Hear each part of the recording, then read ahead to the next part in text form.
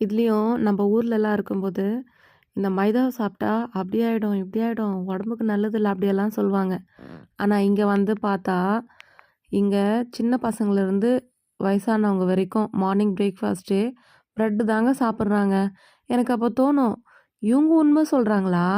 இல்ல இவங்கலாம் தெரிஞ்சு சாப்பிடுறாங்களா? ஆனா பாருங்க, ஒருத்தரும் 100, 108, 103 வயசு, 98 வயசு வரைக்கும் இருக்கிறாங்க. எந்த பிரச்சனையும் இல்லாம உடம்புல. 100 வயசுல கூட அவங்க வேலைய அவங்களே செஞ்சுக்கிறாங்க. 90 வயசுலயும் அவங்க வேலைய அவங்க செஞ்சுக்கிறாங்க. பார்க்கவே ஆச்சரியமா இருக்கும். நம்ம இத்தனைக்கும் நம்ம ஊர்ல ஹெல்த்தியா சாப்பிடுவோம் இல்லைங்களா? இங்க அப்படியெல்லாம் இவங்க பார்க்க மாட்டாங்க.